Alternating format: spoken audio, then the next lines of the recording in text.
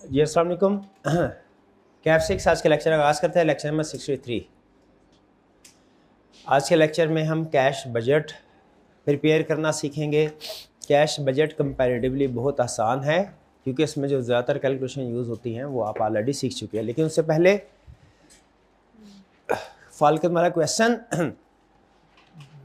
आपने अटेम्प्ट किया क्वेश्चन, बाकी सारा क्वेश्चन हमने कल कर लिया था। क्लोजिंग स्टॉक फिनिश गुड की वैल्यूएशन रह गई थी, ठीक है, वो मैंने आपसे कहा था आप कर लेंगे और आपने कमेंट भी किया था कर लेंगे। इसमें सिर्फ स्टूडेंट ने क्वेश्चन पूछा है कि जब हम क्लोजिंग स्टॉक की वैल्यूएशन करते हैं उसके याद रखें दो तरीके। पहला तरीका तो ये है कि जिस तरह ओपनिंग कॉस्ट का स्ट्रक्चर उसने दिया था कि एक यूनिट की कॉस्ट में मटेरियल इतना शामिल है, लेबर इतने, वेरिएबल ओवरहेड इतने, फिक्स्ड ओवरहेड इतने, उसी तरह हम क्लोजिंग कॉस्ट का स्ट्रक्चर भी कैलकुलेट कर लें।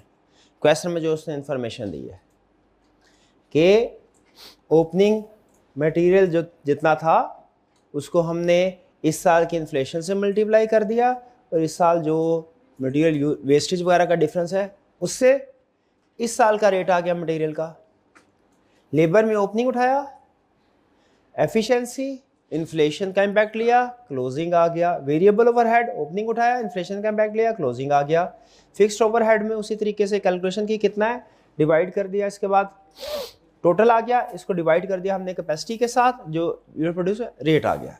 एक तरीका ये तरीका भी ठीक है लेकिन ये टाइम कंज्यूमिंग है। इसकी वजह यह है कि इसमें सारी कैलकुलेशन आपको दो दफ़ा करनी पड़ गई। एक दफ़ा तो आपने ऊपर कॉस्ट ऑफ सेल्स कैलकुलेट करते हुए मटेरियल लेबर ओवरहेड को मल्टीप्लाई किया, एग्री टोटल अमाउंट, एक दफ़ा इंडिविजुअल कॉस्ट कैलकुलेट करते हुए। तो इसका एक आसान हल भी है, आसान है लेकिन उसमें थोड़ी सी एडजस्टमेंट करनी पड़ती है। तो भाई ने इनके जहन में वही आसान हल आया कि सर वो जो मैन्युफैक्चरिंग कॉस्ट है टोटल, उसको डिवाइड कर दे यूनिट्स मैन्युफैक्चर्ड के साथ तो वो भी कॉस्ट आ जाएगी, पर यूनिट कॉस्ट, उसी को यूज़ कर लेते हैं। ये आसान है क्योंकि इसमें जो फिगर्स यूज़ करेंगे वो ऑलरेडी कैलकुलेटेड है। लेकिन ट्विस्ट कहानी में तब आया जब इन्होंने मैन्युफैक्चरिंग कॉस्ट जो है ये अमाउंट, इसको डिवाइड किया टोटल यूनिट्स प्रोड्यूस के साथ। तो उन्होंने कहा सर इससे कॉस्ट कुछ और आती है, कैलकुलेट करके देखिए जरा, इससे डिवाइड करें कॉस्ट कुछ और आती है। नीचे यूनिट कॉस्ट ये कुछ हो रहा है, ये 2817.69 है, ये उससे कम आएगी कोई, कितनी आई? तो जरा फर्क किस चीज का है, कोई स्टूडेंट बता सकता है? शाबाश। ये मटेरियल कंज्यूम की जो फिगर है इसमें कुछ ओपनिंग स्टॉक शामिल है जो कि डिफरेंट रेट पे है, पुराने रेट पे है। आपने ये सारे का सारा न्यू रेट के ऊपर लेना है क्योंकि क्लोजिंग स्टॉक इस साल के रेट पे आएगा, ठीक है। तो इसलिए अगर आप उसको एडजस्ट करेंगे तो आपकी ये अमाउंट करेक्ट हो जाएगी, ठीक है। और उसको एडजस्ट कैसे करेंगे आप? सिंपल, आपने ये जो कंजम्पशन कैलकुलेट किया है डिफरेंट करके किया ना, आपने ये सारे का सारा जो मटेरियल कंज्यूम्ड है लेटेस्ट रेट के ऊपर ही लीजिए वैल्यूएशन के लिए, फिर उसको जब आप नंबर ऑफ यूनिट्स प्रोड्यूस से डिवाइड करेंगे सही आंसर आएगा। यानी 1195575 ये इस साल के मटेरियल कंज्यूम्ड है। क्वेश्चन के अंदर हमने इसको अलग अलग किया क्योंकि एक्चुअल कंजम्पशन तो है डिफरेंट होगी। जब आप इस सारे को मल्टीप्लाई करेंगे 20 के साथ और मल्टीप्लाई करेंगे 1.08 के साथ, यानी सब पे ही इन्फ्लेशन रेट 8% लगा दिया, तो ये मटेरियल कंज्यूम्ड आ जाएगा करंट वाला। उसकी बेस पे कैलकुलेशन करेंगे तो वो टैली होगा। जैसे कीजिए calculation, 1195575 multiply by 20 multiplied by 1.08 जी 258, हाँ ठीक है। अब उसमें अभी आ गया, अब इसमें ये ऐड करें, ये अब तीनों ऐड करके डिवाइड करें, एग्जैक्ट आंसर आएगा। तो जो डिफरेंस किस चीज का था? ओपनिंग, क्योंकि हमारा FIFO बेसिस है ना, तो ओपनिंग स्टॉक तो सारे का सारा उड़ गया, निकल गया, वो कंज्यूम हो गया। तो इस साल का जितना भी क्लोजिंग स्टॉक है वो सिर्फ और सिर्फ लेटेस्ट रेट पे आना चाहिए। समझ रहे हैं, ये इस चीज का फर्क है बस। डन जी, कोई और प्रॉब्लम? चलिए आगे चलते हैं। अच्छा, अमूमी एक और चीज आपको बता दूं, अमूमी क्वेश्चन के अंदर चाहे मैन्युफैक्चरिंग कॉस्ट से डिवाइड करें या कॉस्ट ऑफ गुड्स मैन्युफैक्चर से डिवाइड करें, एक ही बात है, क्योंकि वर्किंग प्रोसेस जीरो होता है नॉर्मली। लेकिन जिस क्वेश्चन में अगर वर्किंग प्रोसेस है आप उसे मैन्युफैक्चरिंग कॉस्ट के साथ डिवाइड करें। ठीक है जी, अब चलते हैं हम अपने कैश बजट की तरफ। स्टार्ट करें जी। कैश बजट इजी है, ठीक है, दो रीजंस की वजह से। नंबर वन, इसमें जो कंसेप्ट टेस्ट होंगे वो आप प्रॉफिट लॉस बजट में पहले कवर कुछ कंसेप्ट उधर कर चुके हैं, और एडवांस क्वेश्चन में जो कंसेप्ट आएंगे वो आप वर्किंग कैपिटल मैनेजमेंट में कर चुके हैं, तो इसमें कोई प्रॉब्लम। लेकिन बहरहाल देखते हैं फिर भी। कैश बजट है, अभी तक हमने क्या सीखा? प्रॉफिट लॉस बजट बनाना सीख लिया। कैश बजट की तरफ आए। कैश बजट में दो चीजें हैं, cash received, cash payment. Cash received अमूमी तौर पे सिर्फ एक ही लाइन आइटम होगी, और वो कौन सी होगी? Cash received from debtors, sorry, cash received from customers. कोई बता सकता है कैश रिसीव्ड फ्रॉम डेटर और कैश रिसीव्ड फ्रॉम कस्टमर में क्या फर्क है? हाँ जी, डेटर सिर्फ क्रेडिट सेल, और जब हम कहते हैं कैश रिसीव्ड फ्रॉम कस्टमर, उसमें कैश सेल भी तो होगी, तो कुछ कैश सेल होगी कुछ क्रेडिट सेल होगी। ठीक है जी, तो कैश रिसीव्ड वाला जो सेक्शन आएगा, कैश बजट में दो सेक्शन होंगे, कैश रिसीव्ड वाला, कैश पेमेंट वाला। कैश रिसीव्ड वाले में एक आएगा cash received from cash sales, और एक आएगा cash received from debtors. Cash received payment वाली साइड पे इसी तरह दो चीजें होंगी, एक पेमेंट फॉर कैश परचेजेस और दूसरा पेमेंट टू क्रेडिटर। लेकिन इसके अलावा कुछ मजीद चीजें भी होगी, पेमेंट फॉर एक्सपेंसेस। ठीक है, वो सब सारे एक्सपेंसेस का एक ही तरह का ट्रीटमेंट है। ठीक है, सारे एक्सपेंसेस का ठीक है। बस एक चीज का आपने ध्यान रखना है, कैश बजट है, नॉन कैश एक्सपेंस नहीं आना चाहिए, तो बस इसका ध्यान रखना आपने। अब जरा देखते हैं इसमें किस तरह के वो हमसे क्वेश्चन पूछ सकता है, जरा गौर से सुनिएगा। कह रहा है इफ वी आर गिवन, और कैश बजट आपको मैंने बताया था अमूमी तौर पे, अमूमी तौर हमेशा नहीं लेकिन अमूमी तौर पे कैश बजट मंथ वाइज होता है, और profit loss budget normally annual होता है। हार्ड एंड फास्ट रूल नहीं है नॉर्मली। तो ये चूंकि cash budget normally month wise होता है, तो क्या होगा, आपको मंथ वाइज सेल दी गई होगी। क्या दिया होगा? मंथ वाइज सेल्स दी गई होगी, और रिकवरी पॉलिसी दी गई होगी। ठीक है, रिकवरी पॉलिसी का मतलब क्या है कि कैश टोटल सेल में से कैश सेल्स कितनी है, क्रेडिट सेल कितनी है, और क्रेडिट सेल का कितने परसेंट आप इस मंथ में रिकवर कर लेते हैं, कितने परसेंट नेक्स्ट मंथ में। ठीक है, we can calculate cash received from debtor. If we are given month wise sales and recovery policy, we can calculate cash received from debtor. Recovery policy could be either in percentage or in days. कैसे? जैसे फर्ज कीजिए उसने बोला कि credit से sorry total sales जो है ये है जनवरी का मंथ, ये है फरवरी, ये है मार्च। उसने कहा जनवरी में जो सेल्स है ना, सेल्स वो है फर्ज कीजिए 100, और हम नीचे बना रहे हैं कैश बजट। ये प्रॉफिट लॉस बजट हुआ, सेल्स, कॉस्ट ऑफ सेल्स। अच्छा याद रखिएगा, कैश बजट बनाने के लिए ज़रूरी है आप सेल्स और कॉस्ट ऑफ सेल्स का बजट भी बनाएं। कैश बजट बना, आप मुझे बता सकते हैं, जस्टिफाई कर सकते हैं क्यों ज़रूरी है? ये एसी ऑफ कर दीजिएगा अगर फ्लो हो रहा है। हाँ जी, क्योंकि जब तक आपके पास सेल्स नहीं है cash received from debtors calculate नहीं हो सकता। क्रेडिट सेल पता चलेंगी तो फिर ही कैश रिसीव्ड फ्रॉम डेटर्स हो। और जब तक परचेजेस मालूम नहीं है कैश पे टू क्रेडिटर्स भी कैलकुलेट नहीं हो सकता। इसीलिए क्वेश्चन के अंदर हमेशा कैश बजट वाले क्वेश्चन में पहले आपने प्रॉफिट, इसीलिए हमने पहले प्रॉफिट लॉस बजट बनाना सीखा, कैश बजट नहीं सीखा। डन। अच्छा, यहां पे वो क्या कहता है, कहता है नीचे उसने रिकवरी पॉलिसी दी है।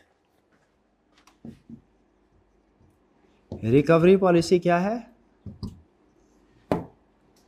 कह रहा है 20% कैश सेल्स है,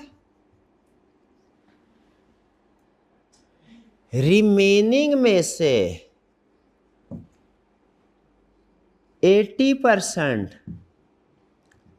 आफ्टर 1 मंथ, 15% आफ्टर 2 मंथ्स। इसको शो करवाए, कैसे करवाएंगे? सबसे पहले 100 है, 20% कैश सेल्स है, इसका मतलब है 20% तो सेम मंथ में आएगा, तो ये आएगा कैश सेल्स कितना 20। ये क्लियर? अब क्या आएगा, cash from debtors, credit sales यानी। अब ये उसने टोटल का 80 और 50 नहीं दिया, नोट कीजिए, रिमेनिंग का दिया है, शाबाश, 80% का। तो 80 का 80% आफ्टर 1 मंथ से क्या मुराद है, अगर जनवरी में सेल हुई है फरवरी में, यानी 1 जनवरी का 1 फरवरी में, 2 जनवरी का 2 फरवरी, 3 जनवरी का 3 फरवरी, 10 जनवरी का 10 फरवरी, 20 जनवरी का 20 फरवरी। तो जनवरी के यानी जितनी सेल हुई है वो उसकी कलेक्शन क्या होगी, हम इसमें अज्यूम करते हैं हर मंथ 30 डेज का है, इवन फरवरी भी 30 डेज का, जनवरी भी 30 डेज का, सिंपलिसिटी करिए। तो आफ्टर 1 मंथ का मतलब क्या है कि क्रेडिट सेल इस साल इस महीने कुछ नहीं होनी, आफ्टर 1 मंथ कितनी होनी है 80%। कितना हो गया 80 का 80%, 64, शाबाश। 80 कैसे है, 100 minus cash cell, credit sale आए 80 और 80 का 84 आ गया 64। कैसे 64 आया, 100 माइनस 20 का 80%। नेक्स्ट, ये कैसे आया, ये है आफ्टर 2 मंथ। आफ्टर 2 मंथ का मतलब क्या, मार्च में 100 माइनस 20 का 15%, ये कितना आया 12। क्लियर? अब यहां पे रिमेनिंग की बात समझ आ गई। अब यहां पे एक और क्वेश्चन सोचने वाला है, रिमेनिंग का 80% काउंट फॉर हो गया, रिमेनिंग का 15% काउंट फॉर हो गया, 5% क्या है, 5% बैड डेट है। क्या उससे हम शो करवाएंगे कहीं पे, उसे कहीं शो नहीं करवाएंगे क्योंकि bad debt non cash item है। क्लियर हुआ? तो ये है कैश बजट जब उसने आपको परसेंटेजेस दी हों। क्लियर? ट्विस्ट लेके आए इसमें, यहां तक समझ आ गया तो फिर बताएं। दूसरा तरीका ये है, देखिए एग्जाम्पल 1 में वो यही बता रहा है कि रिकवरी पॉलिसी एंड परसेंटेज दी हो तो कैसे डील करेंगे। कह रहा है example 60% are collected in first month after sale, remaining in second month after sale. मतलब क्या हुआ, जिस महीने की क्रेडिट सेल है, जनवरी में अगर क्रेडिट सेल हुई है तो 60% कब होगा, फरवरी में। अच्छा, स्टूडेंट कहते हैं sir first month after cell का मतलब है कि जनवरी से ही कलेक्शन शुरू हो जाएगी। नहीं नहीं, 1 मंथ आफ्टर सेल, सेल के 1 मंथ बाद है इसका ट्रांसलेशन, सेल के 1 मंथ। तो अगर जनवरी में क्रेडिट सेल हुई है तो कैसे शो करवाएंगे, 60% उसका फरवरी में और remaining in second month after cell, और 40% मार्च में। ये बात समझ आई? फिर एक और सिचुएशन क्या दे सकता है, कहेगा जनवरी में इतनी क्रेडिट सेल हुई है, 20% of sale is in cash, 60% of debtors are collected in first month after sale, remaining in second month after sale. क्या मतलब, टोटल 100 अगर sales, 20% cash sale same month में आ जाएगी। अब कह रहा है 6, अच्छा यहां पे आपने नोट करना है 60% ऑफ डेटर्स बोला इसने कि 60% ऑफ सेल्स बोला। हाँ, 60% ऑफ सेल्स और 60% ऑफ क्रेडिट सेल में फर्क है, ठीक है। तो यहां पे डेटर्स बोला, डेटर का मतलब है टोटल सेल का 60% नहीं, 80% रिमेनिंग का। इस चीज का ध्यान रखना, ये एक लफ्ज की वजह से कैलकुलेशन में फर्क पड़ता है। 60% होता है, यानी 80 का 60% कब होगा, 1 month after cell. 1 month after cell का मतलब क्या है, जनवरी में सेल हुई है तो फरवरी में, और remaining second month after sale. Clear? March में जितना भी रिमेनिंग रह गया, इसमें भी कोई बैड डेट नहीं है। Third, 5% discount is given if debtors pay in first month after sale. In first month after sale, 5%. 60% debtors are collected in first month after sale, remaining in second month after sale. अगर 100 की credit से total sale हुई, सारी की सारी cell credit है, 100 का, पहले इसको इग्नोर कीजिए, पहले वाला 100 का 60% कब होगा, जनवरी में 100 की क्रेडिट सेल हुई है, फरवरी में 60, और 40% मार्च में। लेकिन यहां पे एक एडिशनल पॉइंट है, वो क्या, 5% discount is given if debtors पे इन फर्स्ट मंथ। इसका मतलब है जो फर्स्ट मंथ आफ्टर सेल है, यानी 60%, वहां पे आपकी कैलकुलेशन होगी 100 यानी total sale multiply by 60% multiplied by 0.95। 0.95 क्यों, डिस्काउंट है। जैसे यहां पे मैंने बैड डेट काउंट फॉर किया है, अगर इसी केस में वो कहता फर्स्ट मंथ में 5% डिस्काउंट भी देते हैं, तो मैं इसको मल्टीप्लाई बाय 0.95 करता। क्लियर? और अगर कहता कि जी कैश शेयर पे डिस्काउंट देते हैं, तो मैं अकॉर्डिंगली उसके मुताबिक डिस्काउंट कर देता। ये रिकवरी पॉलिसी इन परसेंटेज समझ आ गई? सिंपल कंसेप्ट क्या है भाई, जिस महीने की उसने परसेंटेज दी है उसी लिहाज से कलेक्शन करते जाना। अब ये मैंने आपके सामने सिर्फ एक मंथ की, इसी तरह फरवरी की सेल होगी 125, क्या करेंगे, उस लिहाज से फरवरी से स्टार्ट करना शुरू कर देंगे। कैलकुलेशन रिपीट, मंथ चेंज होगा, कैलकुलेशन रिपीट होगी। समझ आती है जी बात?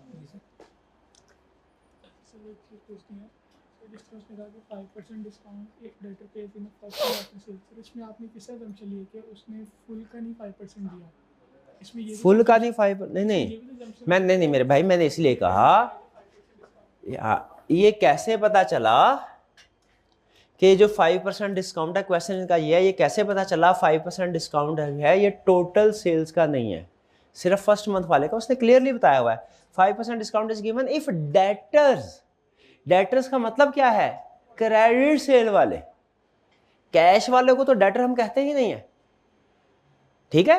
और फिर ये कैसे पता चला कि फर्स्ट मंथ आफ्टर सेल वालों को डिस्काउंट देना है, सेकंड वालों को नहीं देना, बताया होगा क्वेश्चन के अंदर। याद रखें बजटिंग में इंफॉर्मेशन हर गिवन होगी, ठीक है। इसमें बजटिंग में बल्कि यही मसला होता है, वो ज्यादा इंफॉर्मेशन दे देता है, एनालिसिस करना थोड़ा सा हमारे लिए मुश्किल होता है। Example 1 clear? Example 2, recovery policy in days. जब वो आपको डेज में बताता है, क्रेडिट पीरियड जिसे आप बोलते हैं, क्रेडिट पीरियड दे देगा। अगर वो आपसे कहे क्रेडिट पीरियड इज 30 डेज, तो इसका मतलब क्या है, जो क्रेडिट सेल जनवरी में हुई उसकी कलेक्शन कब होगी, फरवरी में, डेट इररिलेवेंट मेरे भाई, हम मंथ वाइज बजटिंग बनाते हैं, डेट वाइज नहीं बनाते प्यारे भाई।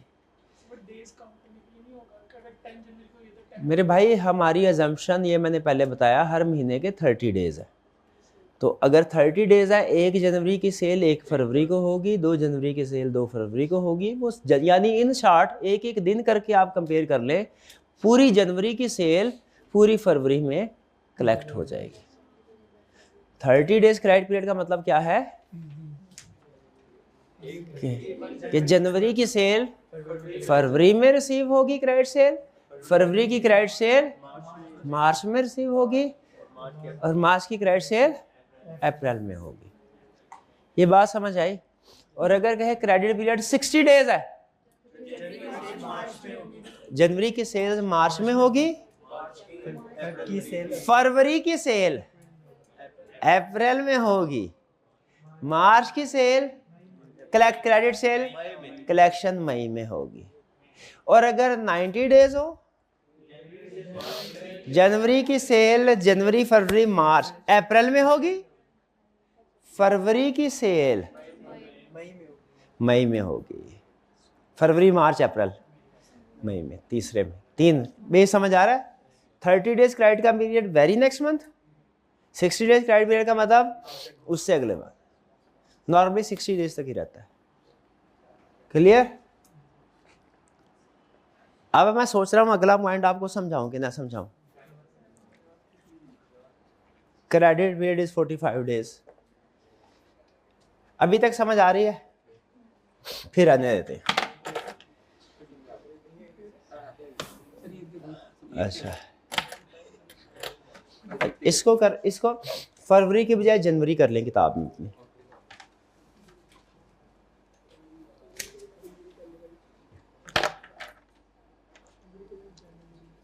चलिए मैं कोशिश करता हूँ, समझ आ गया ठीक है, नहीं समझ आया तो ना सही, आपने चुप रहना।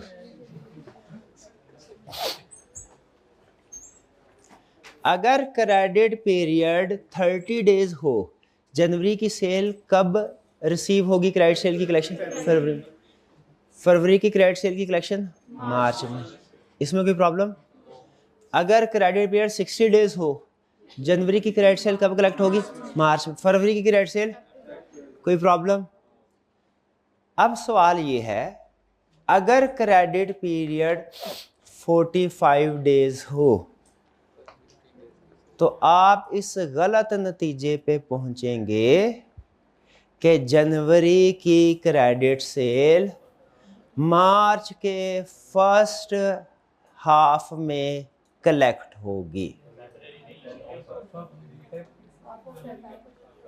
कितने स्टूडेंट का ख्याल है, अगर क्रेडिट पीरियड 45 डेज है, क्रेडिट पीरियड 45 डेज है, तो जनवरी के महीने की क्रेडिट सेल फरवरी के मार्च के फर्स्ट हाफ में होगी?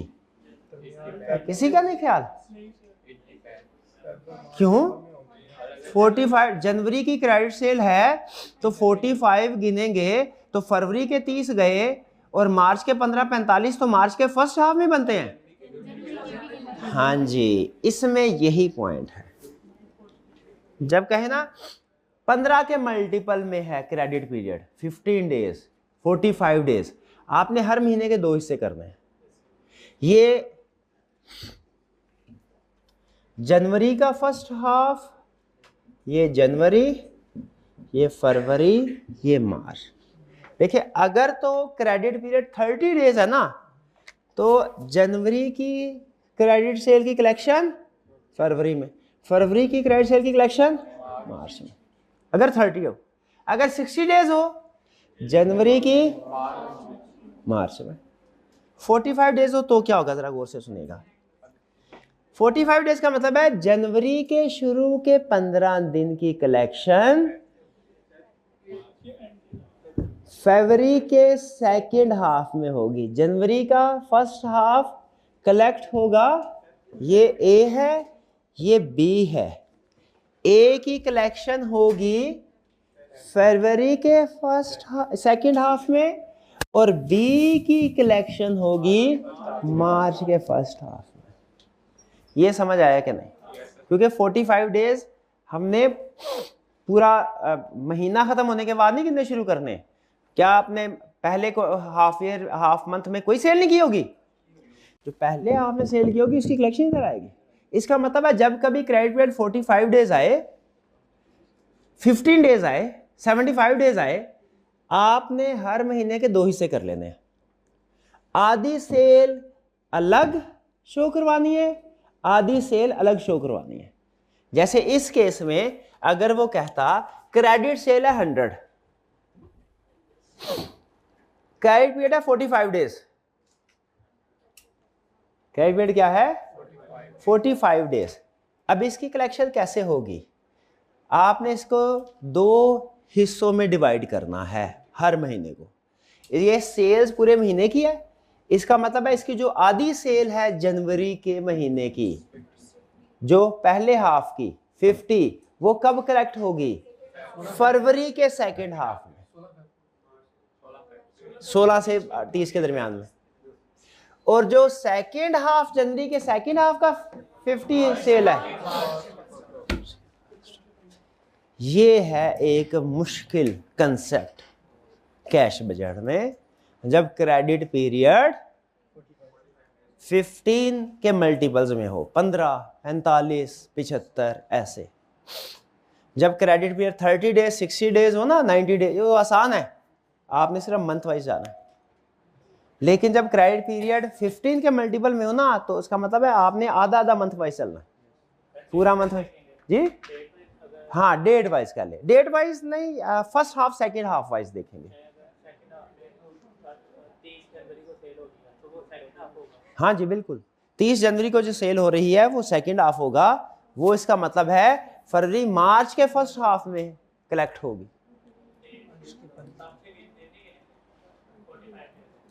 हाँ जी, तब से ही जो 30 दिसंबर, आप असल में ना एक एक दिन की कैलकुलेशन कर रहे हैं, एक एक दिन की कैलकुलेशन नहीं करनी, क्वार्टर हाफ की करनी है। अगर 30 जनवरी की भी कलेक्शन हो ना, तो 30 जनवरी के 45 दिन कब खत्म हो गए? 15 मार्च को। तो 30 जनवरी की कलेक्शन कब आएगी? 15 मार्च, यानी मार्च के फर्स्ट हाफ में।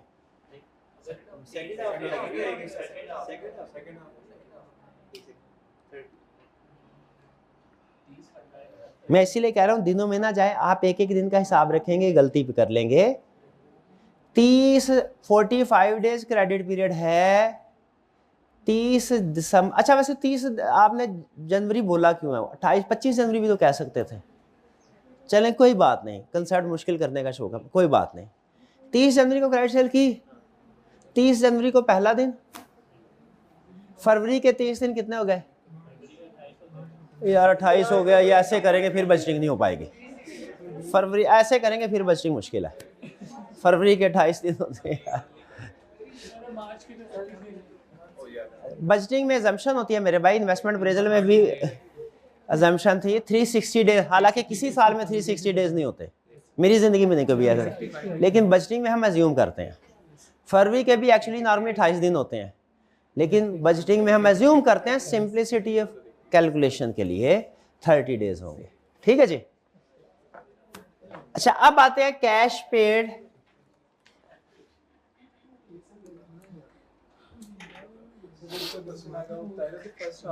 हर चीज बताएगा, हर चीज बताएगा, पहले सीख ले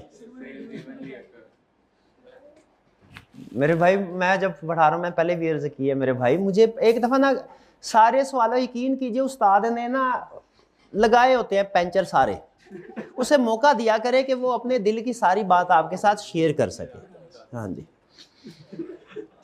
मुझे बताइए, ये अब मुझे फिर शुरू से करना पड़ेगा।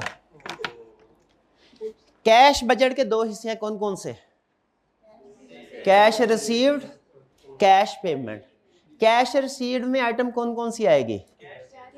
Cash, cash from cash sales और कैश फ्रॉम डेटर्स। डेटर्स का लिया क्रेडिट सेल का ले। पेमेंट साइड पे कैश फ्रॉम कैश परचेजेस और कैश फ्रॉम क्रेडिट परचेजेस, या कैश फ्रॉम क्रेडिटर भी इसको कह सकते हैं। लेकिन पेमेंट साइड पे मजीद कुछ एक्सपेंसेस भी आएंगे, सेलिंग एक्सपेंसेस, एडमिन एक्सपेंसेस, वो जैसे जैसे आएंगे हम उसको रिकॉर्ड करते रहेंगे। ठीक है। अब जो सबसे बड़ी कैलकुलेशन होती है कैश बजट में, सबसे बड़ी कैलकुलेशन होती है कैश बजट में, वो होती है cash received from debtors calculate करना। उसके लिए मैंने आपको पहली चीज ये बताई है कि पहले आपको सेल्स और कॉस्ट ऑफ सेल्स का बजट बनाना पड़ेगा, फिर उसके बाद कैश बजट बनेगा। पहले सेल्स और कॉस्ट ऑफ सेल्स का बजट क्यों बनाना पड़ेगा?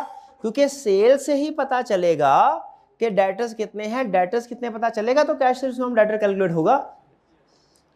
कॉस्ट ऑफ सेल्स बजट बनाने से पता चलेगा कि परचेजेस कितनी है पता चलेगा, तो कैश फ्रॉम परचेजेस, कैश पे टू फॉर परचेजेस या कैश पे टू क्रेडिटर कैलकुलेट होगा। तो डेटर्स की फिगर के लिए सेल होना जरूरी है, क्रेडिटर की फिगर के लिए परचेजेस होना जरूरी है, इसलिए पहले sales and cost of sales budget, फिर उसके बाद कैश रिसीव्ड और कैश पेड का budget. Clear?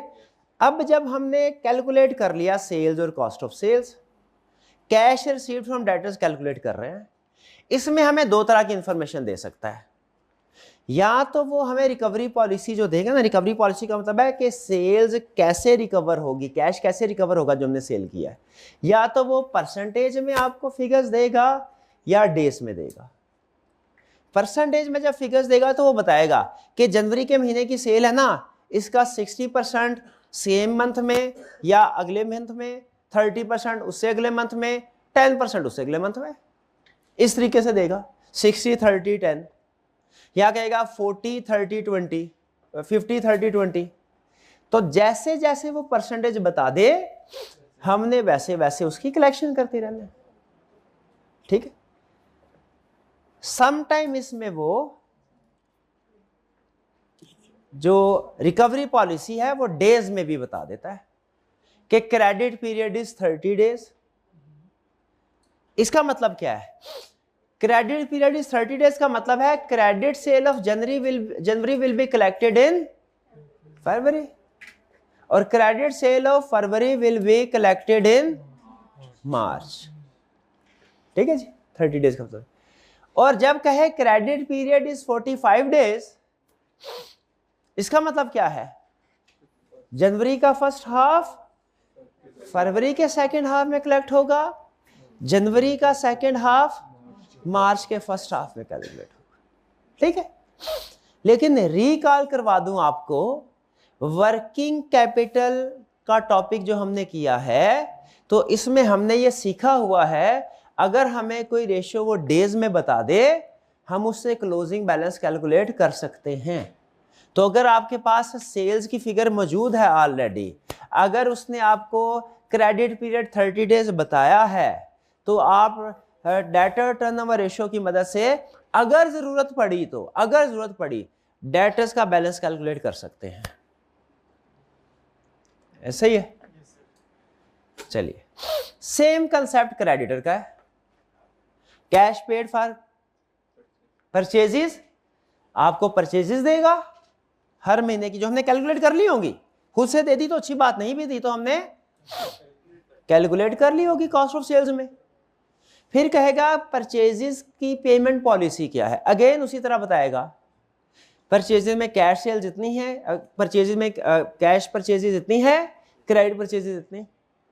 Cash purchases same month में, क्रेडिट परचेजेस बताएगा 1 मंथ आफ्टर परचेज या 2 month after purchase. 1 month after purchase बोला तो जिस महीने की क्रेडिट परचेज है उससे अगले महीने शो करवाएंगे, और 2 मंथ्स आफ्टर परचेज बोला तो परचेज है उसके 2 माह बाद, यानी जनवरी की है तो फरवरी मार्च में, जनवरी की है तो मार्च में। ठीक है। 1 महीने का मतलब नेक्स्ट मंथ में, और 2 महीने का मतलब उससे अगले महीने। ये है हमारा बजट। बाकी कैश पेड फॉर एक्सपेंसेस ये तो इजी है, वो कहता है सिंपल पोर्शनमेंट होगी कि ये एक्सपेंस है, सेम मंथ में पे कर दिया तो सारे का सेम मंथ में, अगले मंथ में पे किया तो अगले मंथ में आ जाएगा, 50-50 किया तो 50-50 हो जाएगा। ठीक। अब जरा इसका हम करते हैं एक क्वेश्चन, ये मिनी क्वेश्चन, बड़े क्वेश्चन का 50% है, इसमें और एडजस्टमेंट भी थी लेकिन मैं सिर्फ कैश बजट वाली आपके सामने रखी है। स्टार्ट करें, मैं भी स्टार्ट करता हूं, आपने भी करना है, लेकिन मैं चाहता हूं पहले आपको मैं 10 मिनट दे दूं, आप इसको अटेम्प्ट कीजिए। हिंट बताता हूं, सबसे पहले देखें कैश बजट है कि प्रॉफिट लॉस बजट, ये देखें। फिर देखें मंथ वाइज बनाना है या ईयर वाइज बनाना है, और पहले सेल्स और कॉस्ट ऑफ सेल्स बजट बनाना है, फिर उसके बाद कैश रिसीव्ड और कैश पेड का बजट बनाना है। ये क्लियर? ये इतने हिंट्स काफी हैं। स्टार्ट कीजिए जी, आपके पास टाइम है। ऑनलाइन वाले स्टूडेंट्स आप लोग भी प्रिपेयर कीजिए, पॉज कीजिएगा जी। उम्मीद है आपने क्वेश्चन कर लिया होगा। आइए इसको ज़रा मिलके देखते हैं कि इसको कैसे अटेम्प्ट करना है। कह रहा है zinc limited is engage in trading business. सबसे पहले sorry requirement, calculate month wise cash received from debtors and cash paid to creditor for the quarter ending 31 May 2020। पहली चीज, आपने कैश रिसीव्ड और कैश पेड रिक्वायर उसने quarter का किया हुआ है, क्वार्टर का मतलब 3 महीने, क्वार्टर एंडिंग मई 31 का मतलब रिक्वायरमेंट में है मार्च, अप्रैल और मई। आपने लेकिन इसको मंथ वाइज कैलकुलेट करना है, पूरे क्वार्टर की एक सिंगल फिगर नहीं कैलकुलेट करनी। कैसे करना है? Month wise. ये बात क्लियर हुई पहली चीज। दूसरी चीज, रिक्वायरमेंट में है 3 महीने, उसने डाटा दिया हुआ है, उसने 1 2 3 4 5 6। बड़ा क्वेश्चन, क्या फॉर्मेट ड्रा करते हुए हम सिर्फ 3 महीने जो रिक्वायरमेंट के हैं उन्हीं के कॉलम ड्रा करें, या के रिमेनिंग मंथ के कॉलम भी ड्रा करें? रिमेनिंग मंथ के कॉलम क्यों ड्रा करें? क्योंकि हो सकता है कोई इंफॉर्मेशन ऐसी हो जो फरवरी के महीने की है लेकिन मार्च से लिंक हो रही हो, मार्च के महीने की इंफॉर्मेशन हो सकता है अप्रैल में लिंक हो रही हो। जैसे अगर एक महीने की क्रेडिट सेल की कलेक्शन दूसरे महीने में हो रही है तो आपको प्रीवियस मंथ का भी सेल चाहिए होती है। इसीलिए असूल बना लीजिए कि रिक्वायरमेंट चाहे 3 महीने की या 4 महीने की क्यों ना हो, अगर डाटा उसने 6-7 महीनों का दिया हुआ है, आपने फॉर्मेट में सारा डाटा इनपुट करना है, सारी उसको कॉलम बनाने हैं हर मंथ के। क्यों? क्योंकि एक महीने की इंफॉर्मेशन हो सकता है अगले महीने से लिंक हो, या अगले महीने की इंफॉर्मेशन प्रीवियस मंथ से लिंक हो। ये बात समझ आई? इसीलिए आप नोट कीजिए कि उसने पूछा है क्वार्टर का 3 महीनों का, लेकिन मैंने कॉलम कितने ड्रा किए? 1 2 3 4 5 6 के 6 महीनों के। कौन कौन सा है जी? ये जनवरी, फरवरी, मार्च, अप्रैल, मई और जून। ऐसा ही है, जून का भी है। डन। और नीचे कैश बजट भी। अच्छा, ये मैंने 2 बजट क्यों बनाए? प्रॉफिट लॉस बजट मैंने क्यों बनाया? रिक्वायर नहीं है, क्यों बनाया?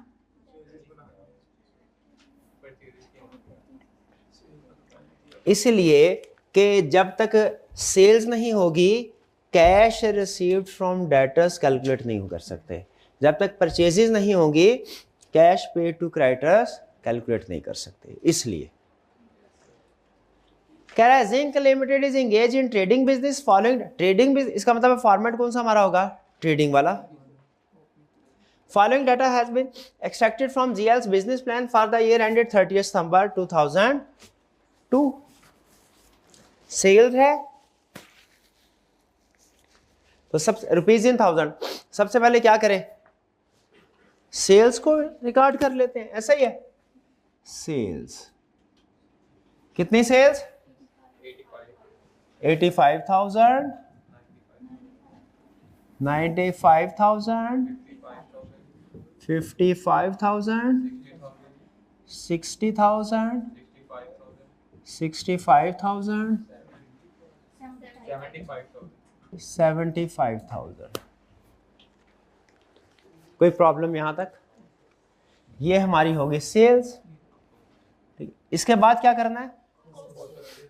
Cost of sales less cost of sales. Cost of sales का फॉर्मूला क्या है? Opening stock add purchases minus closing stock is equal to cost of sales. यहां तक कोई problem? Cash sale is 20% of the total sale. ZL earns a gross profit of 25% of sales and uniformly maintains stocks at 80% of projected sales of the following month. अब ये information उसने क्यों दिया? ये gross profit GP ratio किस purpose के लिए होती है? स्टॉक लेवल किस पर्पस के? पॉलिसी किस? कॉस्ट ऑफ सेल्स के लिए। शाबाश। तो ZL earn gross profit of 25% of sales का मतलब क्या? कॉस्ट ऑफ सेल्स क्या होगी? 75% ऑफ सेल्स।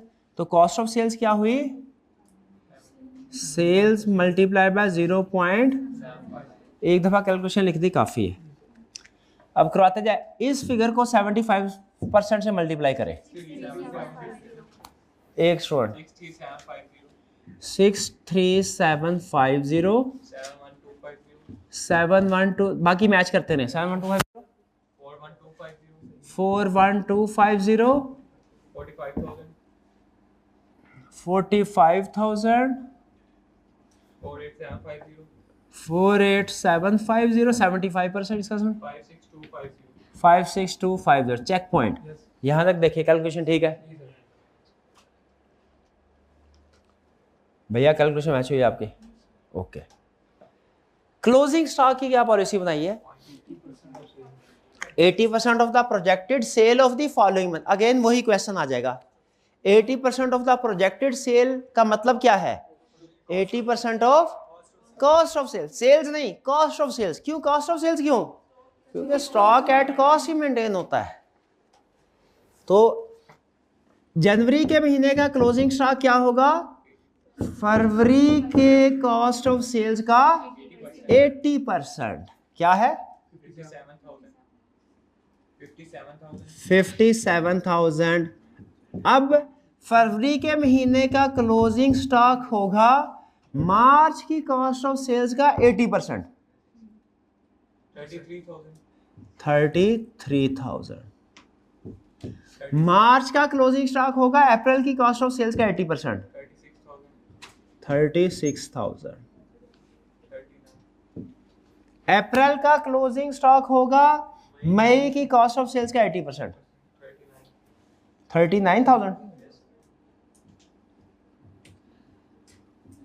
मई का क्लोजिंग स्टॉक होगा जून की कॉस्ट ऑफ सेल्स का 80%, 45,000। ये कुछ पता है इसको जीरो या क्वेश्चन मार्क कर लें, आपकी मर्जी। Check point. कोई प्रॉब्लम? कोई प्रॉब्लम नहीं। अब ओपनिंग स्टॉक कैसे कैलकुलेट करें? जो इस महीने का क्लोजिंग स्टॉक है वो अगले महीने का ओपनिंग स्टॉक 57,000 33। एंड में एक प्रॉब्लम आएगी, लेकिन आपको पता है ना वो प्रॉब्लम क्या आएगी? कितने स्टूडेंट को पता है प्रॉब्लम क्या आएगी एंड पे? क्या प्रॉब्लम आएगी आपको पता? जी, फर्स्ट मंथ। शाबाश। ये कैसे कैलकुलेट करेंगे?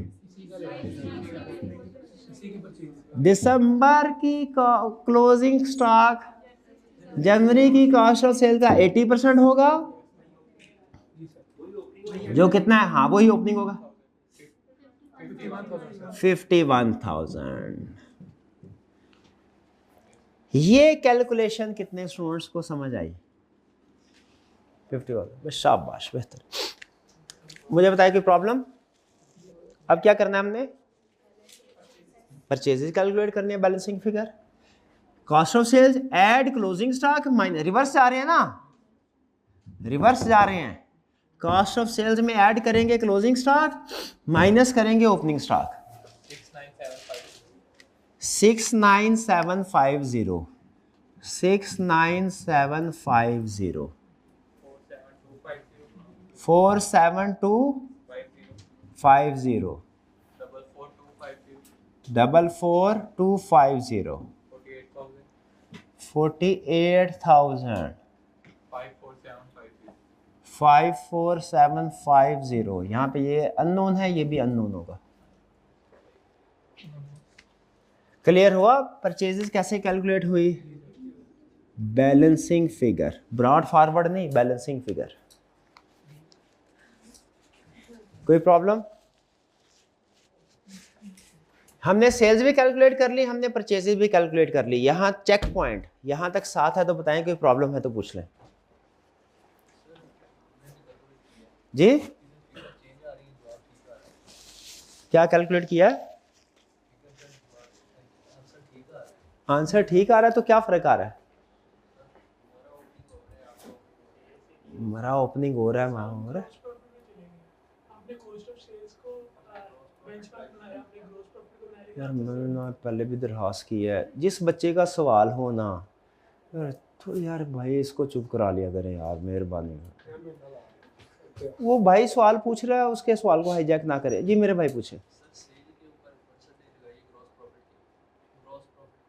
ग्रॉस प्रॉफिट क्यों कैलकुलेट किया? ग्रॉस प्रॉफिट तो हम कैलकुलेट करते ही नहीं है।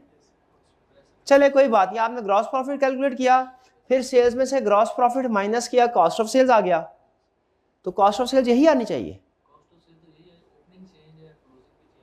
ओपनिंग चेंज है, क्लोजिंग भी चेंज। भाई इनकी कैलकुलेशन जरा देखिएगा क्या है। और किसी स्टूडेंट को प्रॉब्लम? चलिए नहीं, बाद में देख लीजिएगा, अभी साथ साथ ये बाद में लेक्चर के बाद देख लीजिएगा। अब है कैश रिसीव्ड फ्रॉम डेटर। उसने बताया cash sale is 20% of the total sales. Cash sale क्या है? टोटल सेल्स का 20%। ठीक है, इसका मतलब है जो जनवरी के महीने की टोटल सेल्स है उसका 20% cash. Cash sales same day, month क्या सेम डे में वसूल हो जाता है, तो जो टोटल सेल है उसका कैश सेल्स सेम मंथ में आ जाएगा। और बाकी क्या होगा?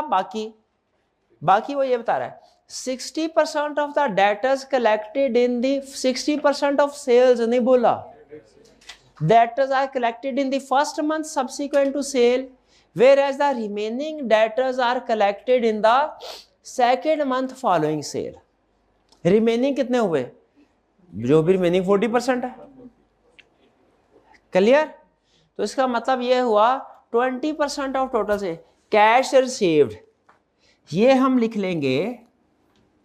अच्छा अब यहां पे एक काम, ये मंथ वाइज है, बजट बना रहे हैं, यहां पे चूंकि सेल्स हमें मंथ वाइज होगी तो बेहतर है यहां पे आप मंथ इधर भी लिख दीजिए, जनवरी, फरवरी, मार्च, अप्रैल, मई, जून।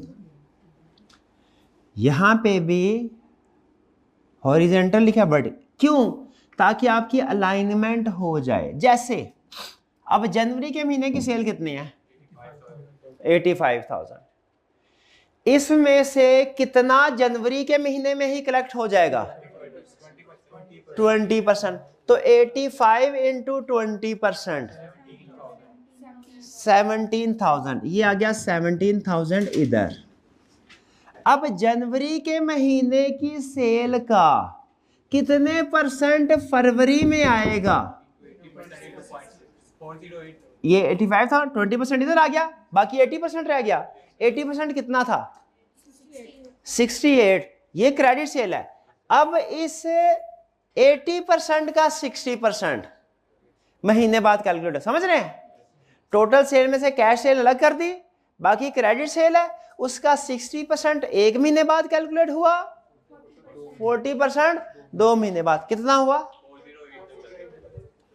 40800 और 1 महीने बाद, और फिर रिमेनिंग 27200 चेक पॉइंट। और ये आखिरी चेक पॉइंट समझिए इसको, क्योंकि बाकी कैलकुलेशन रिपीट होंगी। Sir clear? Sir cash period सी रेलेवेंट नहीं बना सकते, ये रेलेवेंट नहीं बना सकते कैश पीरियड सी 3 माह का, मार्च से लेकर मई तक। आप कह रहे हैं कि सिर्फ मार्च से लेके मई तक का कैश बजट यानी सिर्फ 3 कॉलम रखें? Not recommended. बना सकते हैं, करेक्ट भी होगा, नॉट रिकमेंडेड, क्योंकि उसमें फिर आपको प्रीवियस मंथ्स की फिगर काउंट फॉर करने में प्रॉब्लम होगी। आपको याद होगा पहले जब फाइनेंस हमारा शुरू पहला टॉपिक था उसमें बताया था हम कोशिश करेंगे फॉर्मेट एक ही हो। इसमें एक ही नुकसान होता है, एक फायदा फॉर्मेट से। नुकसान क्या होता है? फॉर्मेट बड़ा होता है, कुछ चीजें रेलिवेंट होती है, कुछ चीजें रेलिवेंट, ये नुकसान होता है।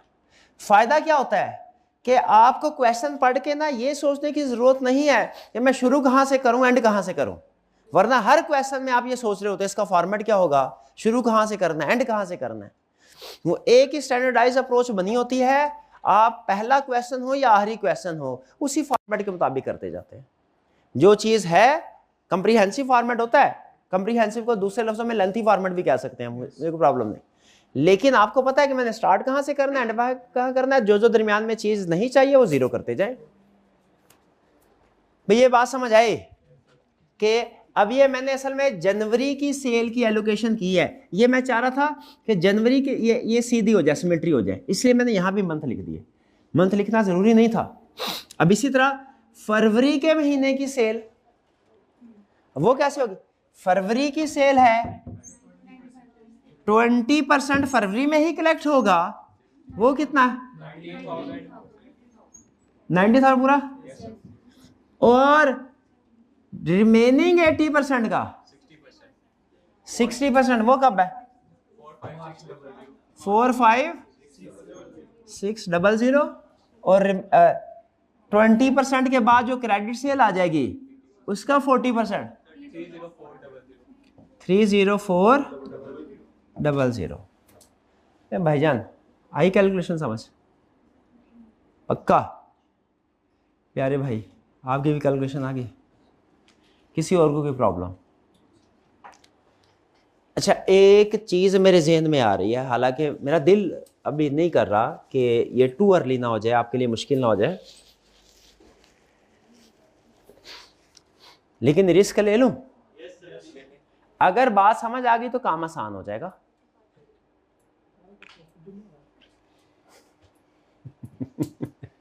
बात समझ आ गई तो काम आसान हो जाएगा, ना समझ आई तो कोई बात नहीं, वो तो पहले नहीं समझ आई। ये है टोटल सेल्स, ये है कैश सेल्स 20% कैश, ये है credit 80%। Cash sales 20% same month में आ रही है, 80% के आगे दो हिस्से किए हैं।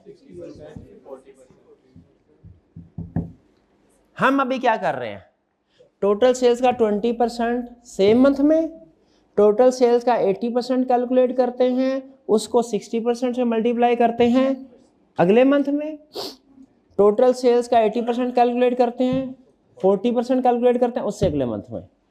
दो कांस्टेंट हो ना इक्वेशन में, आप मैथ के एक्सपर्ट है, उनको सिंप्लीफाई किया जा सकता है।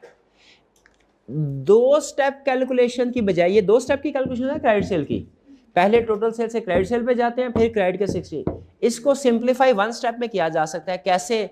टोटल सेल का 20% सेम मंथ में है, टोटल सेल्स का 80 का 60, 8 का 48, टोटल सेल का 48% अगले मंथ में है, और 800 का 32, टोटल सेल का 32% उससे अगले मंथ में है। यानी टू स्टेप कैलकुलेशन की बजाय आप सिंपल जनवरी के महीने की टोटल सेल का 20% जनवरी में ले, टोटल सेल का ही 48% फरवरी में ले, टोटल सेल का ही 32% मार्च में ले।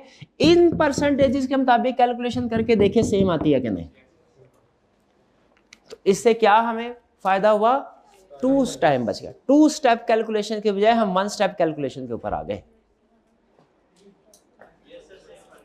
सेम आता है। कितने स्टूडेंट को ये वाली कैलकुलेशन इजी लग रही है, कितने स्टूडेंट को ये वाली कैलकुलेशन? दोनों आपके सामने है, जो मर्जी ऑप्ट कर ले, सॉल्यूशन सेम आता है। डन जी। अब क्या करें, मार्च के महीने की कलेक्शन 11,000 मार्च में, 26400 अप्रैल में, और इसका 32% 17600। अब अप्रैल में आ जाए, अप्रैल का 20%, अप्रैल में अप्रैल का 48%,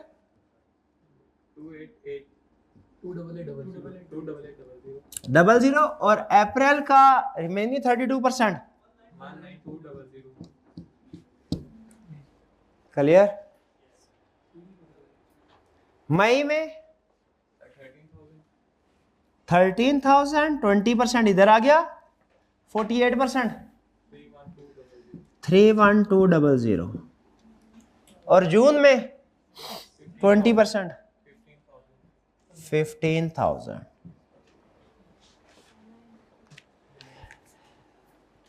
चेक कर ले। क्लियर? पक्का? अच्छा, ये मंथ आपको अब समझ आ गई किस लिए? ताकि कैलकुलेशन सिमेट्री में रहे।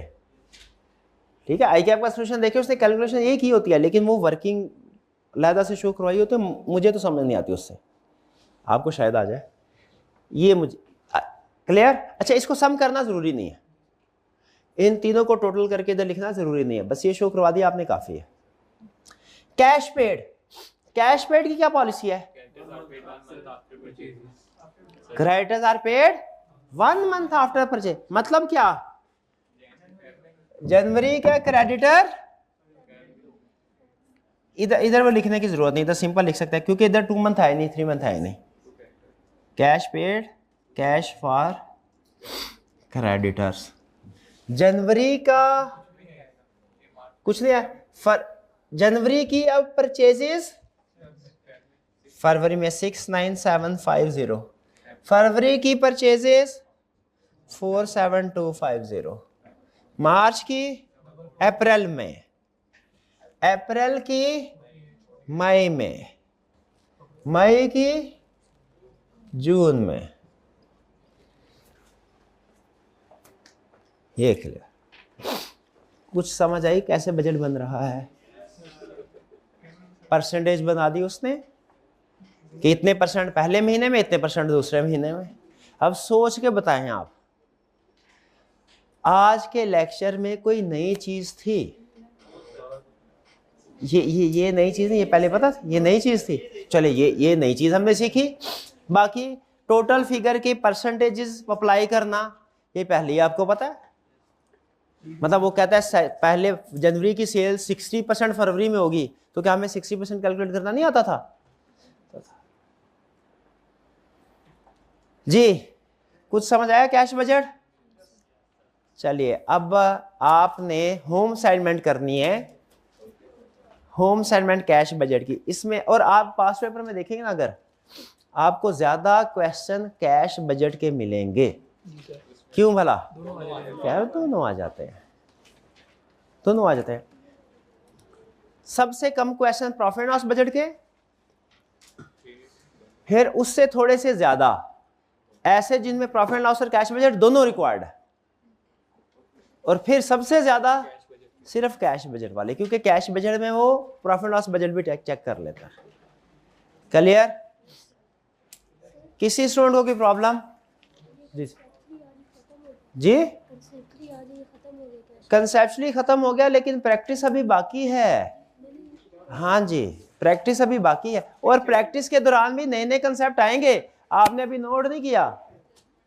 क्लोजिंग मैंने बताया था जब 30 डेज, इसने डेज में नहीं बताया। डेज वाला क्वेश्चन तो अभी नहीं ना हुआ, फिर डेज वाला क्वेश्चन भी तो करना है। परसेंटेज वाला पास पेपर में है, क्यों नहीं है? आज परसेंटेज वाला हुआ है, कल डेज वाला करेंगे। याद है ना, रिकवरी पॉलिसी परसेंटेज में भी हो सकती है, डेज में भी हो सकती है। परसेंटेज वाली तो आ गई आपको, डेज वाली कल करेंगे, लेकिन कंसेप्ट सेम है, इसलिए वो भी आपको पता ही होगा कि उसमें सिर्फ वो 45 डेज जब आते हैं ना, फिर थोड़ा मसला आता है। कोई क्वेश्चन? चलिए आज का लेक्चर यहाँ ख़त्म करते हैं हम। अल्लाह हाफिज़।